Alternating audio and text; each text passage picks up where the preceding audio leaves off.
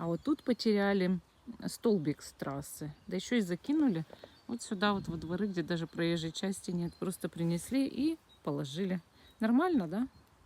Так, вот здесь не потеряли, но сложили почему-то разбитый горшок. Зачем?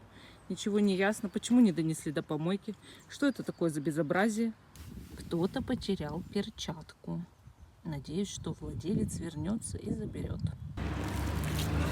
Вот, кто-то потерял духи. Так, мы набрели на очень занимательную урну. Здесь 3 пары обуви. Видите? Все, правда, конечно, с мусором перемешано. 3 пары мужских кроссовок, значит. Какая-то одежда. Кто-то, похоже, это из того же пакета. Кофта, значит, актив. Трогать, конечно, я не буду руками, это было бы кошмарно. Не, она вот так, наверное, да? Ну, в общем, микроволновку кто-то выкинул. Интересно, она работает или уже все? Если... Так, кто-то выбросил просто на улице коробку от самоката. Вообще-то это незаконно, мои дорогие. Вот кто-то перчатку потерял, видите? Она вот так вывернута, значит, это случайно потеряли. Вот шапка.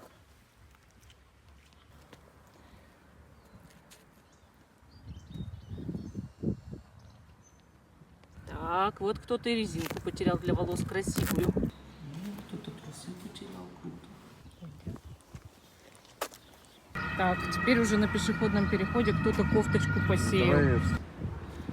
Новая находка моя. Что это, интересно? Стекло побитое. Кто-то потерял искусственный цветочек. Ну, посмотрите, какой он красивый. Ух ты, я нашла. Смотрите, на дороге ойра. Вот, кто-то потерял. Но поднимать я его не буду.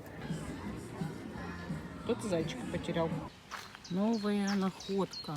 Сегодня потеряли тапок. Следующая находка совершенно неоднозначная.